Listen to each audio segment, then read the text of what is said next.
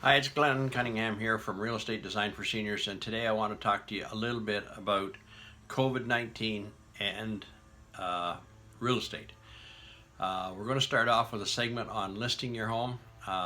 We did one of these before, and just the length of time, and I told you we were going to try and run these at 5 minutes, not more than 5 minutes, so that you don't have to put up with me for too long at one time. Listing your home. First of all, the company that I work for has got some policies in place that have been well thought out and have nothing but the interest of you, our client, as well as the consuming public who is coming in to look at your home, and the agents that are involved, our own company, as well as agents from other companies. We've tried to do this in a fair way so that it's fair for everybody. Everybody gets the opportunity to still do the type of business that they need to do in regards to buying and selling property, but at the same time keeping it very safe. We're very, very serious about this COVID-19. We don't take any chances with it. This is serious stuff, and we need to look after ourselves. Myself working with seniors, it's just that much more important. I have to be just that much more vigilant about everything that we do. So in the listing of your home, first of all, the actual paperwork and whatnot hasn't really changed. There's really not much difference in that, except for the fact that where possible, we may do a little bit more paperwork through electronic signatures and electronically. So I'm going to, test your computer skills and whatnot like that. But don't, again, never, ever, ever worry, because if there's anything that you don't understand and you need me to come and talk to you to make sure that you 100% understand what you're doing and what's going on, please, please, please, I would be so disappointed if I thought somebody hadn't made that extra request for my time, because it's yours. That's what we do. A few things though is we try and spend a little less time in the house, but not to shortcut anything. I do wear a mask when I'm going in. I don't always wear gloves when I'm going into a home, but I do be careful, and I sanitize my hands before I go in and when I come out. Again, same for yourselves. I have absolutely no objection to wearing a mask, and probably one of the bigger things for me is that there's no hugs are allowed. So sorry about that, but it hurts me too. The photography, our photographers are very strict in the fact that we must be out of the house for 20 minutes, or the condo, out of the house for 20 minutes prior to them going in to take the videos. We must have everything ready, lights are on, doors are open, etc., so that they can come in, do their thing, and touch as little as possible. I know that they are very, very careful to make sure they sanitize before they go in, sanitize and come out. They've got their equipment to carry their equipment from room to room, take their pictures, do their thumb, and get back out. Then I go back in, and I go in before they go in and make sure the lights are all turned on and whatnot. Then I go back in afterwards, shut the lights off, and close or open doors, whatever needs to be done.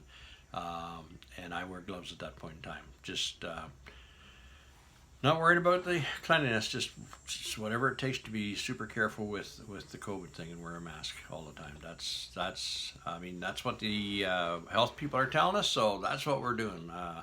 This stuff is really serious, and we want to do everything we can to keep everybody safe. Staging of the home is a challenge again.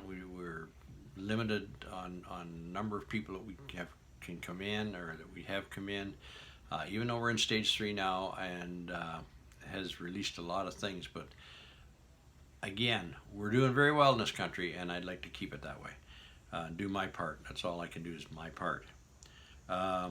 Open houses, we simply just don't do open houses. It's somewhat of a company policy, and the reason for that is very simple. If we have a really successful open house, which means you got people coming and going and whatnot, it's hard to make sure we've got accurate information as to who's there, how to contact them, and keeping them separated distances is impossible if you've got 2 or 3 couples in a house at one time. So the easiest thing to do is just not do it. They get their agent to take them and show them the house.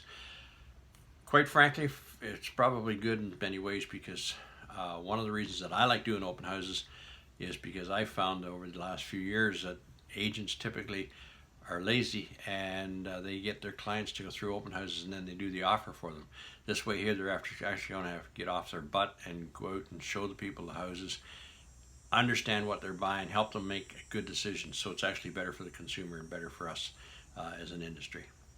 Um, for people showing your home, we keep a close contact and contact list of who shows your home. They should keep track of who they are. We try and make sure that they understand that if they have a temperature, if they've been out of the country, if there's any ill feeling at all, they should not come into the home. Go home, self quarantine for 14 days, and then come back and talk to us later. The other thing is the legal aspect of it from your lawyer's concern. That has changed a little bit because a lot of the lawyers are not doing face-to-face signing of documents. They're doing it through the internet or whatever. And again, if you see, it's one of those things of how many people are you in contact with, how often are you, and how long are you in contact with them. So you try and keep that circle of people smaller. So if I'm that circle of within that circle, then we do the best we can. Liz and I have been tested at one point in time, so it's quite a while ago, so it doesn't really mean anything anymore. But we're very conscientious about who we spend time with and where we go, and we're very cautious about it, the hand sanitizing, the mask wearing, and etc. So if I need to help to set your computer up in order to talk to the lawyer or something like that, that's fine too.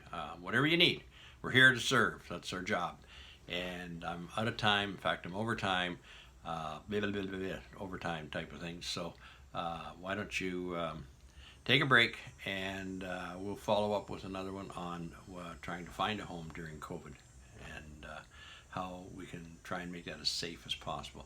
But just remember one thing: my job is to try and keep you as safe as possible, and we've been very diligent in trying to mitigate any possibilities of you being infected. Thank you.